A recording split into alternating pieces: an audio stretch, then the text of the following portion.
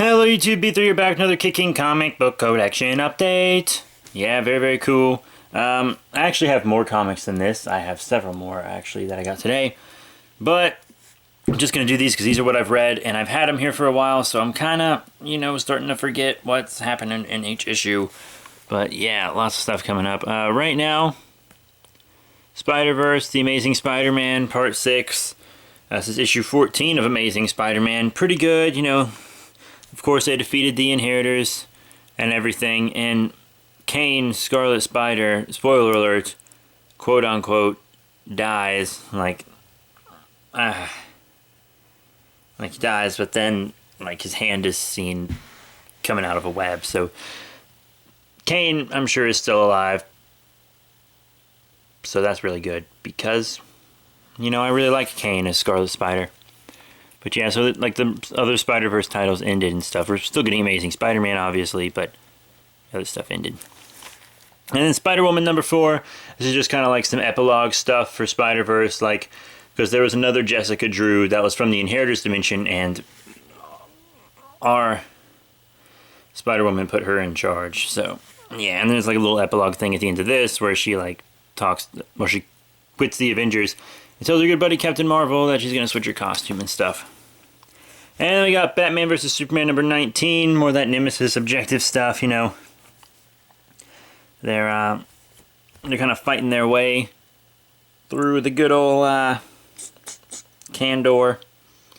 And it turns out the Master of the Phantom Zone or whatever has tricked the people of Kandor into thinking that Jor-El was the bad guy and that his son Kal-El has been keeping them prisoner. So they all hate Superman and stuff, which is pretty cool. And then this Amazing Spider-Man epilogue. To be honest, I read this a while ago, so I don't really remember what happens. But I'm loving this cover art. I mean, look at that. It's like the infinite cosmos in there, but it's like these webs that make up the kind of spider mask. Really nice looking cover art. Love it. And then Batman 39 Endgame is insane. This Scott Snyder is the best. Oh my gosh. Endgame is crazy. It might be the craziest, just the craziest thing ever. I'm loving this story. I just count the days until the next issue. It's so good. It is so damn good. I can't take it. It's so good. Joker's just a psychopath, and he's finally starting to get stuff done and revealing his identity, and all kinds of crazy stuff's going on in Endgame, man. And we're supposed to be getting a new post-convergence Batman, but I don't know what's going to be up with that. And finally, Spider-Gwen number 1. This looks like it's going to be a good series. And it really does. It does look like it's going to be a good series. This is the one I read. It's just regular cover art, I think. And this is the one I'm reading. I got another one with a variant that I'm going to keep, I'm not going to read it or anything. But I love her outfit. I'm digging her character. She's really good. I can't wait to just get into her universe. And she's starting to fight the Vulture. So the Vulture is her baddie. And then Spider-Man 2099, he goes back to his future, and I got a little bit of alternate future action going on here. Can't remember this guy's name. It's like I can see it in my head, but I can't say it. I'm sorry. It's like the future Hulk. And he's a crazy dude. It's from another story. I just can't remember his name. God dang, that's gonna bother me all day. And man, but yeah, this looks like it's gonna be pretty cool. I actually really enjoyed this issue. It was very good. So Spider-Man 2099 number 9. I'm glad he has his own series now. Godzilla Rules of Earth.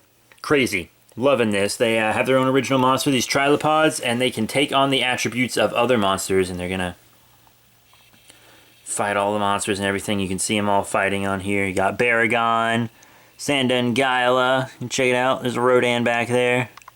See Rodan? Very cool. There's lots of great stuff going on. Very great series. I'm loving it. Best Godzilla comic series. It's fantastic. Then My Little Pony Friends Forever. This was a good issue. It kind of tackled the touchy subject here. It's kind of a racial subject. Anyone who's followed a lot of the recent police shootings and stuff, this is kind of a story like that. because places are being set on fire and everyone thinks it's these dragons that live in like Chinatown, or their version of Chinatown. Everyone thinks it's the dragons because dragons breathe fire. No one trusts dragons, and there's kind of a prejudice against dragons since Princess Luna, and they're happening at night, so it's Princess Luna's jurisdiction. She asks Spike to come help because he's helped on investigations before. And I love Princess Luna. She's my favorite character in this universe. But Spike is one of my least favorite characters, but he did a good job.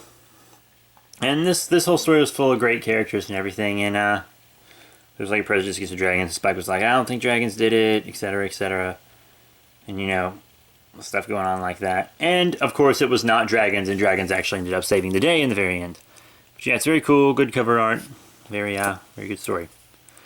Spider-Woman number 5. Very good. Very good. Loving her new outfit, loving her new series. You know, she's more street level now, but there's this complication. She doesn't really know how to do street level heroics because she's been like fighting on a global scale trying to save the world every day, and now she's just trying to save citizens. She doesn't really know what to do. She's kind of like out of the loop with the Avengers, and you know, stuff they know she doesn't know. And it's all really, it's not very good. Well, the comic's very good, it's just not going well for her. And this might be a bit of a spoiler, finding out that C-list supervillains are having their families kidnapped, and the other villain is threatening to kill their families if they don't commit crimes. And they're all like retired C-list villains. This was actually a very, very good issue. I loved it. Great blend of humor and drama. More dramatic than humorous, I think. But it was very good. It was very good. Loving it. I hope for the rest of the series as good as that. Then I picked up this SpiderGwen Hastings variant from my local movie stop since they're doing this now. So that's really cool. Got it for face price too, $3.99. Awesome. I might pick up the baby variant. I might pick up the baby variant for SpiderGwen number 1. Comic Shop has a ton of them for $10. There's a bunch of Spider-Man variants and stuff there that I want, but the one I really want is $25 and I can't get it. I'm not paying that for a comic. But it's SpiderGwen number 1, and I haven't read this one because I read the other one. And it connects with Silk number 1. See that? It creates one big old picture. And I did read this Silk number 1, actually. Because I missed out on the regular Silk number 1, but I'm subscribed now. Because I didn't think I wanted to read Silk. Then I was like, screw it, I'm going to read Silk. And this is my unread one. I marked it unread, and this is the one I read. I picked up 2. Very cool. Her series doesn't look like it's going to be bad either. She's being watched right now by someone, so I have to see where all this goes. And there's this dragon guy doing stuff for Black Cat. So it looks like Black Cat's going to be a big nemesis for her, but you know, she did help take down Black Cat and stuff. And then I actually got these graphic novels before I got most of these comics, but I just put them in the back. Dark Avengers Volume 2, Molecule Man. This was a decent story. It wasn't bad. I enjoyed it. Lots of Sentry action. Very cool. Norman Osborn's pretty crazy, etc. But that was very nice about the Molecule Man. Took him down. And then the Siege Dark Avengers. They were a big part of Siege. Really the whole reason it happened. Osborn kind of screwed up, even though he thinks he did the right thing. But yeah, it's like Asgard was on Earth in regular Siege, which I got so I could fully understand Dark Avengers Siege. And the Dark Avengers, spoiler alert if anyone doesn't know what happens in Siege, they destroy Asgard, actually. The Sentry does it almost single-handedly, as a matter of fact. And then they have to fight the Sentry, and it's pretty neat. It's a neat little story. I wouldn't say it's like one of Marvel's better events, but there's a lot of spin-off books for it and everything, and it's just But yeah, recap: Siege, Siege Dark Avengers, and Dark Avengers Volume 2 graphic novel. So that's all the first run of Dark Avengers, and then there was a bit where Thunderbolts turned into Dark Avengers for a while. I still have to get those, and I will. And maybe the Dark Avengers like solo graphic novels like Dark Avengers Ares, you know.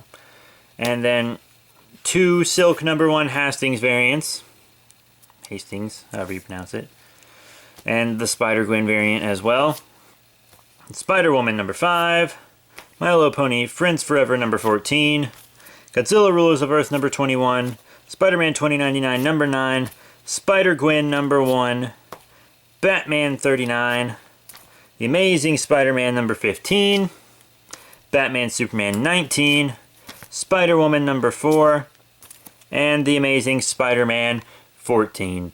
So yeah, very, very cool, you guys. Thank you all so much for checking these out. Please remember to rate, comment, and subscribe. Check out all the cool links in the description below. Links to Facebook, Twitter. Follow me back on Twitter when we can and everything, you know. But we have several more comics from next time. You can guess what the next one is. So once I've read those, I can give you a little run-ups on them, read-ups on them. And yeah, that's it. Thank you all so much for your support, and I'll see you all later.